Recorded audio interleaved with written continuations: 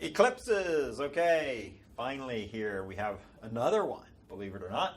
So again, I'll try to make this diagram. Here's the sun, okay. Here's the moon. And here's the Earth. Earth, moon, and sun. Okay, I want to highlight. So, let's review a little bit. Let's look at this. What phase is moon in here? New moon? It's a new moon. Okay, once again, it's a new moon. So this is a type of solar eclipse, okay, but a specific type of solar eclipse. And I'll get to what it's called here in a minute. So let's just go ahead and draw in our external tangent lines. Okay, external tangent lines go, my goodness, go from the top of the sun, go from the top of the sun to the top of the moon. Okay, so we could take our straight edge and carefully draw in one external tangent line. Okay. The other external tangent line goes from the bottom of the sun to the bottom of the moon. So we take our straight edge and we carefully draw in that other external tangent line. We can label it ET. And of course that forms a shadow, which we've all learned is called the what? What's that right there? The umbra? The umbra, okay, the dark part of the shadow formed from the external tangent lines. Okay, I'm not even going to bother drawing the internal tangent lines on this one. You could, and I hope you do, but I'm going to leave them off just for clarity's sake.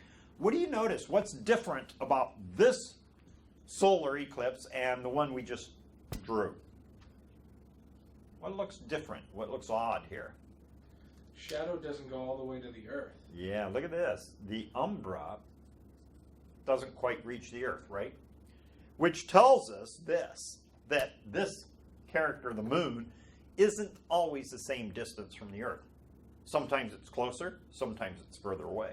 If the moon happens to be further away, then its umbra might fail to reach the Earth, as it did in this case. The umbra doesn't quite reach the Earth, and that is called an annular eclipse. That's called an annular eclipse. And again, that occurs when the moon's a little further away from the Earth. The umbra fails to reach the Earth. And so, once again, though, this is significant. If you happen to live right in here, right in there, right in this zone right in there, you are still in what they call the path of totality. Okay, so that's still called the path of totality, and anybody else in that other zone would still be in partial eclipse zone. But that point right there is the path of totality, where this moon is further from the Earth, so it fails to block out the entire disk of the sun. And what you see, if you were looking directly at an annular eclipse, you'd see something like this right here. So I'm going to scoot down here. Let's suppose this is the sun. Here's the disk of the sun. Here's the disk of the moon between us and the sun, and of course all that would be black, right? For the moon would be blocking it out, and all you see is a ring. All you see is a ring around the sun, and so that would be what's called, or that's what an annular eclipse would look like. You have the moon blocking out most of the disk of the sun, but leaving a ring around it. And this is what you'd see if you happen to be lucky enough to be in the path of totality of a total annular eclipse. It's interesting, just for what it's worth, Department, Northwest Pennsylvania was in the path of totality of a total annular eclipse in May of 1994. In May of 1994, residents of Northwest Pennsylvania witnessed an annular eclipse. We were in the path of totality.